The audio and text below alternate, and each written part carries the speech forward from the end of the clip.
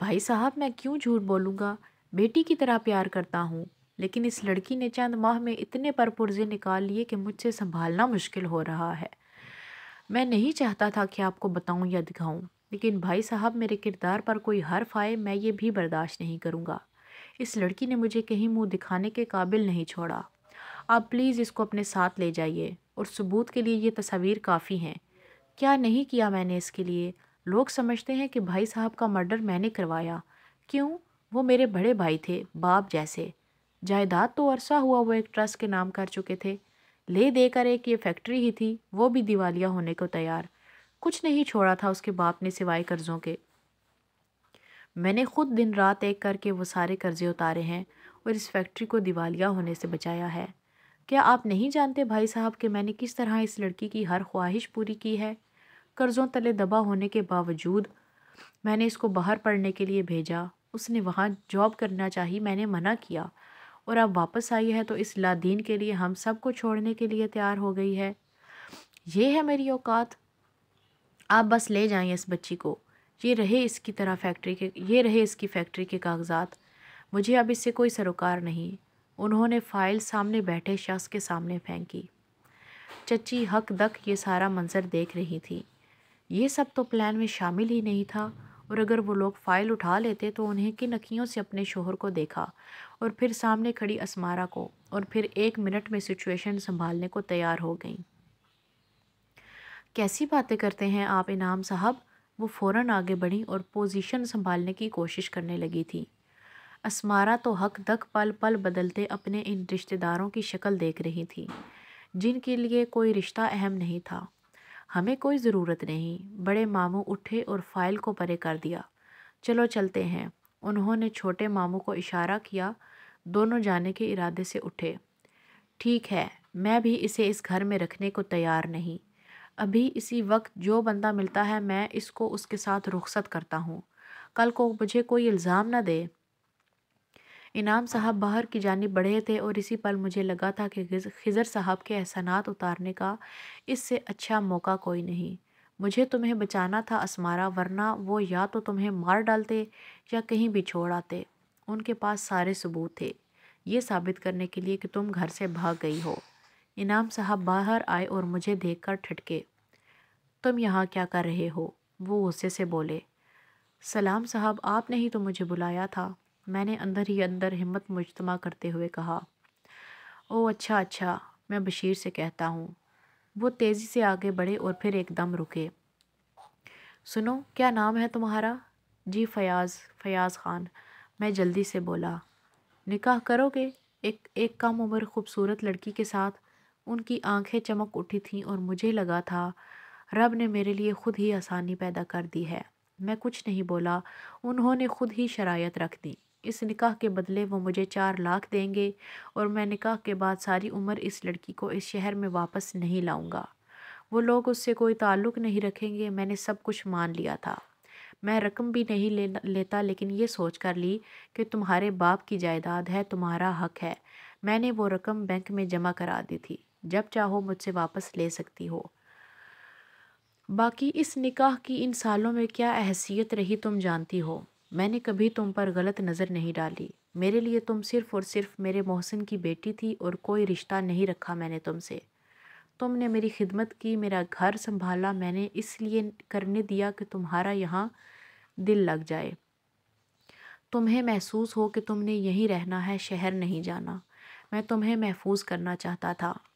आज जब इतने साल हो गए तो मैं तुम्हें इसलिए बता रहा हूँ कि मैं इस बंदे की तलाश में था जिसकी वजह से ये अजाब तुम पर टूटा, और मुझे खुशी है कि मैंने उस शख्स को ढूंढ लिया है। क्या? उसने तेज़ी से सर उठाया। जेम्स उसके लबों से निकला था। वो खुद भी हैरान हुई थी। हाँ, जुनैद। फयाज खान ने इस बात में सर हिलाया था। राख होती चिंगारियाँ फिर से सुलग उठी थी। कभी कभी यूं भी होता है, हमें कोई बद्दुआ नहीं देता, फिर भी हम दुखों की फसील में बंद हो जाते हैं, जहाँ कोई रोज़न नहीं होता, कोई रोशनी की रमक भी नहीं होती। ज़िंदगी गुजारना पड़ती है। हमारे मुंह से निकली कोई बात इस तरह हमारे सामने आती है कि हम जान ही नहीं पाते हमारे साथ हुआ क्या। वो भी किसी वक्त के कहे की जद में आई थी। میں نماز نہیں پڑھتی، میں دعا نہیں مانگتی کیونکہ مجھے ضرورت نہیں ہے۔ رعونت بھرا لہجہ۔ اس کے لیے سب اچھا تھا، ماں باپ گنوا کر بھی سب اچھا ہی تھا۔ وہ اپنی مرضی کے تعلیمی ادارے سے اپنی مرضی کی تعلیم حاصل کر رہی تھی، کوئی روک ٹوک نہ تھی، کوئی کمی نہ تھی، زندگی گلو گلزار تھی۔ ارے نمازیں اور دعائیں تو بڑھاپے کے لیے ہوتی ہیں، عمر پڑی ہے نا، وہ جیمز کے طویل لیکچر کے جواب میں چڑھ کر کہتی۔ اور تم بتاؤ، تمہیں اتنی فکر کیوں رہتی ہے ہر وقت میری اور میری نمازوں کی؟ وہ ابرو چڑھا کر پوچھتی۔ نہیں، مجھے کیوں فکر رہنے لگی؟ وہ کندھے اچکاتا۔ اور یہ فائنل سیمسٹر سے کچھ دن پہلے کی بات تھی۔ وہ دھڑا دھڑ اپنے نوٹس کمپلیٹ کر رہی تھی کہ وہ اس کے قریب آ کر بیٹھ گیا۔ وہ دل ہی دل میں بدبدائی، اوفو، یہ دینیات میرے پلے کہاں سے پڑ گئی ہے۔ اسے غصہ آیا تھا۔ اب یقیناً وہ پھر کوئی لیکچر شروع کرنے والا تھا۔ جیمز پلیز، میں اس وقت نہایت ضروری اسائنمنٹ کمپلیٹ کر رہی ہوں، نو مور لیکچر۔ اس نے تیز تیز پین چلاتے ہوئے اپنی مصروفیت شو کی۔ نو، میں تمہیں پروپوز کرنے والا ہوں، مجھے تم اچھی لگنے لگی ہو۔ اس نے اسمارا کی خفگی کی ذرا بھی پرواہ نہیں کی تھی۔ کیا؟ وہ جھٹکا کھا کر مڑی۔ تم ہوش میں تو ہو؟ شادی، اور وہ بھی تم سے؟ وہ چلائی تھی، جبکہ جیمز پرسکون تھا جیسے یہ کوئی معمولی بات ہو۔ کیوں؟ مجھ سے کیوں نہیں؟ وہ اس سے زیادہ حیران ہوا تھا۔ میں نے تو تمہیں سمپلی پروپوز ہی کیا ہے، تمہارا دل مانے تو ٹھیک، ورنہ انکار کر دو۔ مگر پلیز مذاق مت اڑاؤ۔ وہ حد درجہ سیریس تھا۔ اس کے جی میں آیا کہ سامنے پڑی موٹی کتاب اٹھا کر اس کے سر پر دے مارے، مگر ضبط کر گئی۔ یہ پاکستان نہیں تھا، وہ یہاں اجنبی تھی۔ اس کا کیریئر تباہ ہو سکتا تھا۔ یہ امریکی جیمز کچھ بھی کر سکتا تھا۔ اس نے خاموشی سے اپنا سامان سمیٹا اور وہاں سے اٹھ گئی۔ اس کا دماغ پہلے ہی الجھا ہوا تھا۔ چچا جان کا کافی دنوں سے فون نہیں آیا تھا۔ پچھلی بار بھی انہوں نے مختصراً بات کی تھی، جس میں سوائے پاپا کے قرضوں اور فیکٹری کے دیوالیہ ہو جانے کے اور کوئی بات نہیں کی تھی۔ اس نے چچی جان سے بات کرنا چاہی تو وہ مصروف ہونے کا بہانہ بنا گئی تھی۔ ہاں، جنید تھا جس کا کبھی کبھار فون آ جاتا تھا۔ جنید چچی جان کا چھوٹا بھائی تھا، اس کا ہم عمر تھا، اس کی دوستی بھی تھی اس سے۔ اچھا نائس لڑکا تھا، بہت اونچے خواب تھے اس کے، اور چچی جان ان کو پورا کرنے کا تہیہ بھی کیے ہوئے تھیں۔ بہرحال جنید سے بات کر کے اسے اچھا لگتا تھا۔ اسے امید تھی آج یا کل اس کی کال آئے گی، پھر وہ چچا اور چچی کے بارے میں پوچھے گی، اور اس کو زیادہ انتظار نہیں کرنا پڑا تھا۔ اسی شام جنید کی کال آ گئی تھی۔ چند ایک رسمی باتوں کے بعد اس نے چچا اور چچی کے رویوں کے بارے میں پوچھا تھا۔ پہلے تو وہ ٹال گیا، پھر جو کچھ اس نے کہا تھا وہ اس کے دماغ کا فیوز اڑانے کے لیے کافی تھا۔ تم جھوٹ کہہ رہے ہو جنید؟ اسے یقین ہی نہ آیا تھا۔ نہیں، میں سچ کہہ رہا ہوں، اور میرا سچا ہونے کا ایک ثبوت یہ ہے کہ تمہیں پچھلے 2 ماہ سے پیسے نہیں بھجوائے گئے۔ انہوں نے پکا ارادہ کر لیا ہے کہ یہ فیکٹری بیچ دی جائے۔ لیکن فیکٹری تو میرے نام ہے، مجھے خود کئی بار پاپا نے بتایا تھا۔ ہاں، صرف تمہیں بتانے کی حد تک، ورنہ فیکٹری انہوں نے اسی روز اپنے نام کروا لی تھی جب تمہارے پاپا اور ماما کو جلا کر مارا گیا تھا۔ اور یہ بھی سچ ہے کہ یہ سب انعام بھائی نے کیا ہے، اور اس میں میری بہن بھی شامل ہے۔ جنید انکشاف پر انکشاف کر رہا تھا اور اسے لگ رہا تھا اس کا دل بند ہو جائے گا۔ پلان تو تم سب لوگوں کو جلا دینے کا تھا، لیکن تم بچ نکلی۔ انعام بھائی نے پروین کے ذریعے تم سب لوگوں کو خواب آور گولیاں کھلائیں۔ مجھے صبح پتہ چلا تھا۔ میں نے بہت فون کیے تم لوگوں کو، گھر بھی آیا، لیکن نہ فون اٹینڈ ہوا نہ کسی نے دروازہ کھولا۔ پھر میں انعام بھائی کے پاس بھی گیا، وہ اس روز اتنے خوش اور مطمئن تھے جیسے ان کے ہاتھ حفت اقلیم لگنے والی ہو۔ میں ان کو جتنا سمجھا سکتا تھا سمجھایا، لیکن حوث نے ان کی آنکھوں پر پٹی باندھ دی تھی۔ وہ بول رہا تھا اور اسمارا کے ضبط کی تنابیں ٹوٹ رہی تھیں۔ اس نے رابطہ ڈسکنیکٹ کر دیا۔ اس کے اندر ہونے والی تباہ کاری شاید 9/11 سے بھی زیادہ تھی۔ اس کے اپنوں کا یہ رخ اس کے سامنے آئے گا، اس نے کبھی خواب میں بھی نہیں سوچا تھا۔ رشتے اتنے شفاف بھی ہو سکتے ہیں، خون اتنا سفید بھی ہو سکتا ہے۔ وہ جلد از جلد پاکستان جانا چاہتی تھی، مما پاپا کے قاتلوں کو کیفر کردار تک پہنچانا چاہتی تھی، جو 3 سال گزرنے کے باوجود دندناتے پھر رہے تھے، اس کی دولت پر عیش کر رہے تھے، اور اس کو اپنے اخراجات پورے کرنے کے لیے ایک سٹور پر پارٹ ٹائم جاب کرنا پڑی تھی، لیکن تمام تر حقائق جان لینے کے باوجود بھی وہ فوراً پاکستان نہیں جا سکتی تھی۔ اسے انتظار کرنا تھا اور یہ انتظار بہت جان لیوا تھا۔ ایک ایک پل صدیوں کے برابر تھے۔ چچا کا فون آتا تھا کبھی کبھار اور وہی رونے، تباہ ہو گئے، لٹ گئے، سڑکوں پر آ گئے، اور ایسا کہتے ہوئے ان کا لہجہ اتنا رقت آمیز ہوتا کہ ایک پل کو اس کا دل یقین لے ہی آتا، لیکن جیسے ہی جنید کا فون آتا اس کا دل پھر سے انتقام کے شعلوں میں گھر جاتا۔ اس روز وہ جنید سے فون پر بات کر رہی تھی جب دروازے نوک ہوا۔ وہ فون یوں ہی کان سے لگائے دروازہ کھولنے آ گئی۔ جنید اس وقت اسے بتا رہا تھا کہ انعام چچا نے فیکٹری بیچ دی ہے اور انڈسٹریل ایریا میں نئی فیکٹری لگا رہے ہیں، اور مزید یہ کہ ان کا اس کو واپس بلانے کا کوئی پروگرام نہیں تھا۔ وہ آسٹریلیا میں ہی اس کو الجھائے رکھنا چاہتے تھے اور وہ کھول رہی تھی، اور مزید یہ کہ اگر وہ پاکستان واپس گئی تو اس کو بھی ایسے ہی حادثاتی موت مار دیا جائے گا، اس لیے وہ فی الحال پاکستان آنے کے بارے میں سوچے بھی نہ۔ اس کے چہرے پر شدید غم و غصے کی کیفیت تھی۔ ہلکے سے کلک کی آواز کے ساتھ دروازہ کھلا اور سامنے کھڑے بندے کو دیکھ کر اس کا پارا مزید ہائی ہو گیا۔ وہ سن سی جنید کی باتیں سن رہی تھی اور دیکھ جیمز کو رہی تھی، اور اس کے سر پر رکھی ٹوپی اور ہاتھ میں پکڑی تسبیح نے اس کو مزید تباہ دیا۔ اس نے فون بند کیا اور شروع ہو گئی۔ کیا مسئلہ ہے مسٹر جیمز؟ اور یہ گیٹ اپ کس مقصد کے لیے؟ مجھے امپریس کرنے کے لیے؟ لیکن میں ان سب کو سخت ناپسند کرتی ہوں، اور جب میں نے کہہ دیا مجھے آپ سے شادی نہیں کرنی تو پھر دیکھیے میری خاطر مسلمان ہونے کی ضرورت نہیں۔ ویسے بھی میں صرف نام کی مسلمان ہوں۔ میرے لیے اتنا تردد مت کیجیے اور دفع ہو جائیے یہاں سے۔ وہ اتنے زور سے چلائی تھی کہ گارڈ وہاں آ گیا۔ Is everything okay madam? اس نے پوچھا۔ یہ گنڈا زبردستی میرے کمرے میں گھس کر مجھے ہراساں کر رہا ہے، فضول باتیں کر رہا ہے، اور یہ بہت دنوں سے ایسا کر رہا ہے۔ مجھے بچائیے۔ اس کے منہ میں جو آیا بولتی چلی گئی۔ جیمز حیران و پریشان سا اسے دیکھے گیا۔ وہ تو صرف اسے یہ بتانے آیا تھا کہ آج اس نے مسجد میں باجماعت نماز پڑھی اور اسے بہت سکون ملا، اور یہ لڑکی گارڈ نے اسے جکڑ لیا۔ وہ اسے سمجھانے کی کوشش کرتا رہا لیکن اس نے اس کی ایک نہ سنی اور اسے گھسیٹ کر لے گیا۔ اسمارا نے دروازہ بند کیا اور بیڈ پر گر کر رونے لگی۔ وہ جانتی تھی اس نے غلط کیا تھا، لیکن اس وقت جنید کی باتوں نے اسے اس قدر پریشان کر دیا تھا کہ وہ سمجھ ہی نہیں پائی وہ جو بول رہی ہے اس کا کیا نتیجہ نکل سکتا ہے، لیکن اسے اس وقت جنید کی باتیں کھولا رہی تھیں۔ اس کا بس نہیں چل رہا تھا کہ اڑ کر پاکستان جائے اور انعام چچا کو قتل کر ڈالے۔ اگلے کئی دن خاموشی سے کٹے۔ نہ جیمز نظر آیا، نہ جنید کا فون آیا۔ اس نے بھی سب کچھ ذہن سے جھٹک کر ایگزامز کی طرف دھیان دیا۔ لاسٹ پیپر والے دن اسے جیمز کیفے کی طرف جاتا نظر آیا۔ اس نے سوچا اس دن والے رویے پر معذرت کر لے، اس لیے تیز قدموں سے چلتی اس کے پاس آئی۔ جیمز نے اس کی طرف دیکھا تک نہیں۔ اسے غصہ آیا۔ اسے نظر انداز ہونا پسند نہیں تھا، لیکن پھر بھی اس نے برداشت سے کام لیا اور پہل کی۔ کیسے ہو جیمز؟ اس نے لہجہ بھی خوشگوار رکھا۔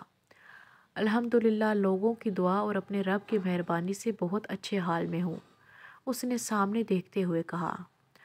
اسمارا چونکی۔ تو کیا وہ واقعی مسلمان ہو گیا تھا؟ صرف اس کے دل میں، صرف اس کے لیے، اس کے دل میں ایک پل کے لیے ضرور آیا۔ سوری جیمز، اس دن کسی اور کا غصہ تم پر نکل گیا، میں بہت ٹینس تھی، اس نے بالآخر کہہ دیا۔ ہاں، تمہارے غصے کی وجہ سے مجھے 2 دن جیل میں گزارنا پڑے۔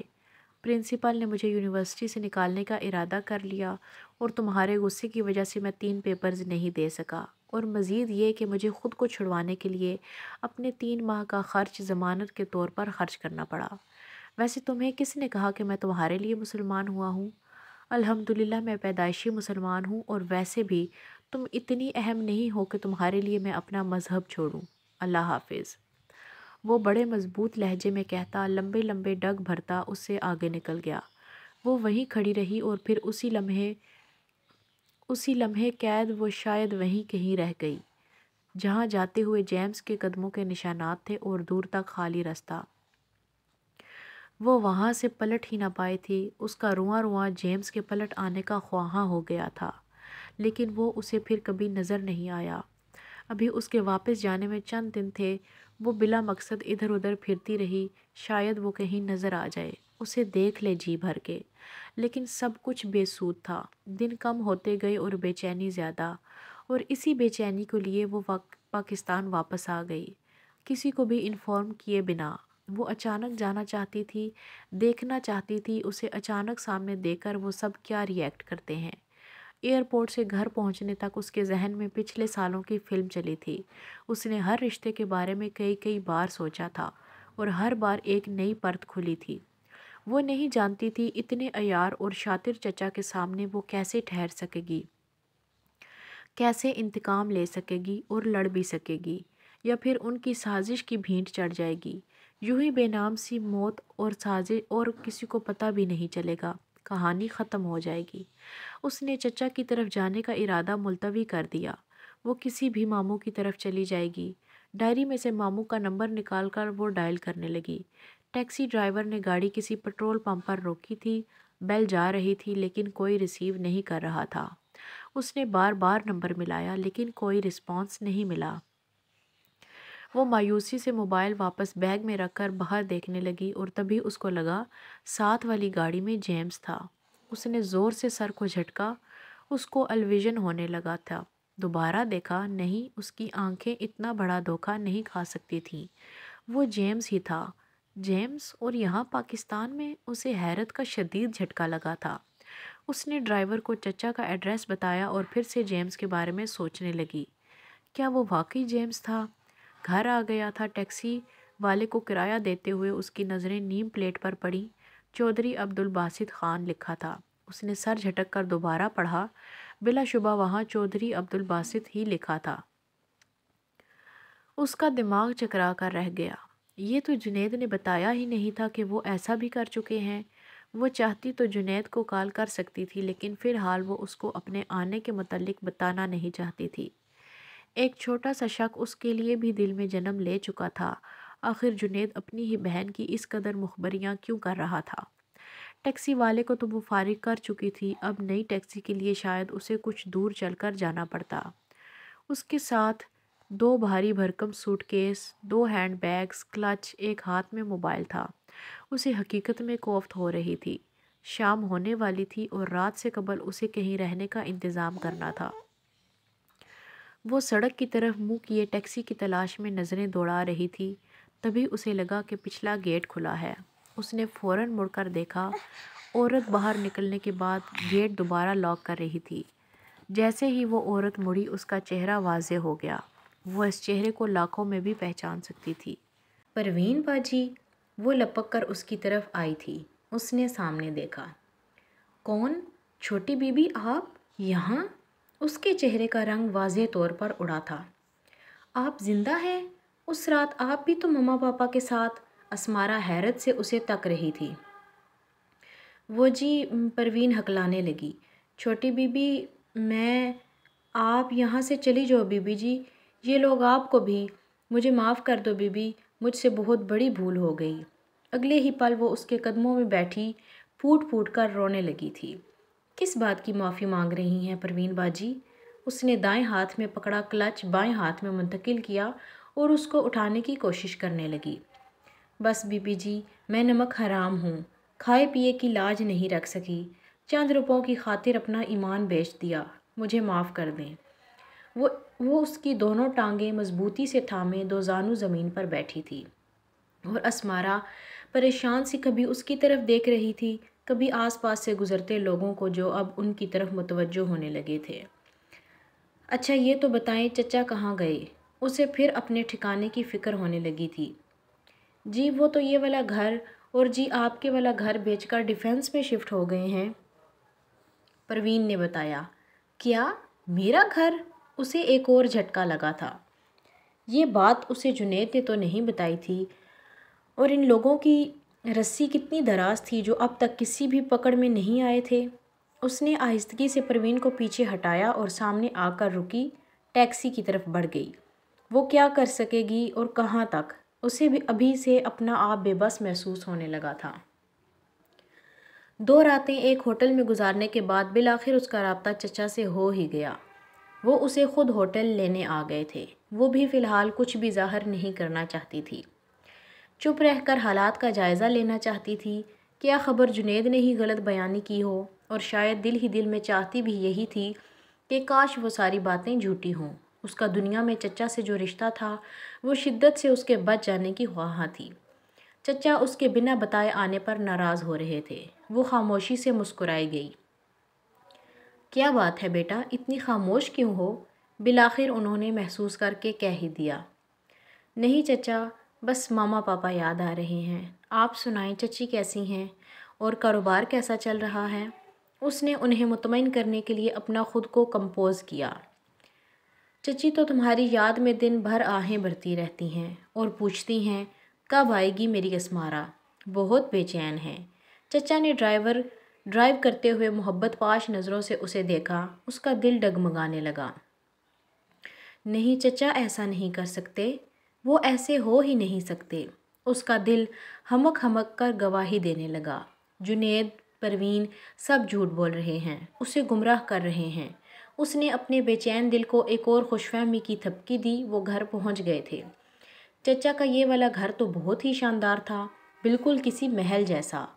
گیٹ سے بل کھاتی روش کے چاروں اطراف خوبصورت اور مہنگے پھولوں کی کیاریاں تھیں۔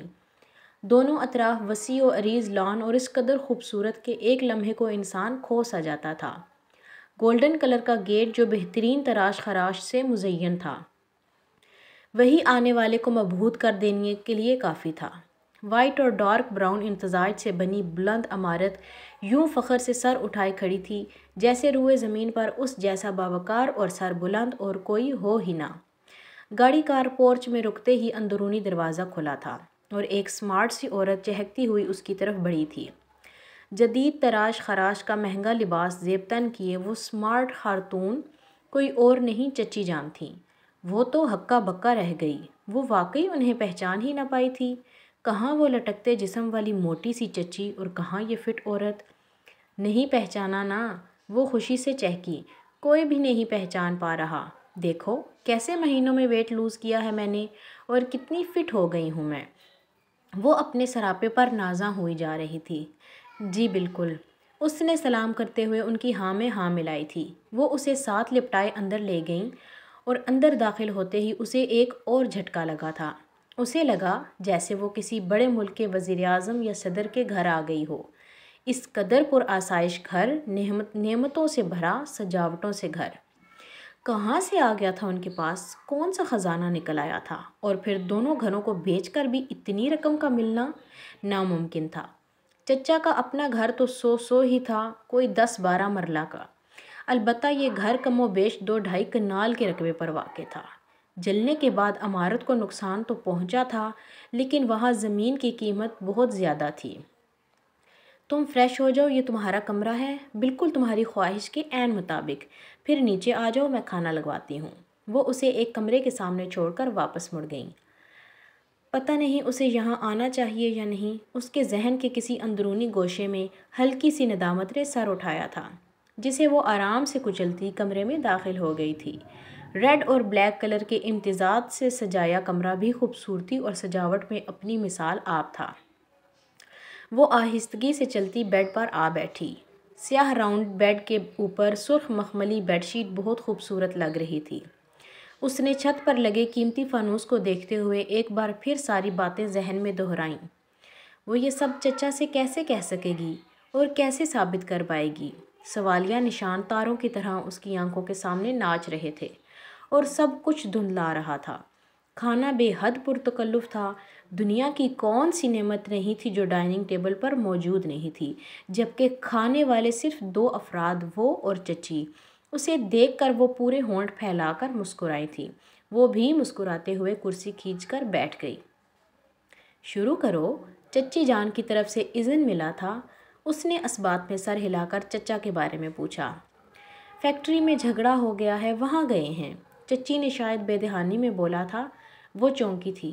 کون سی فیکٹری؟ فیکٹری تو اس نے بات ادھوری چھوڑ کر سوالیہ نظروں سے چچی کو دیکھا۔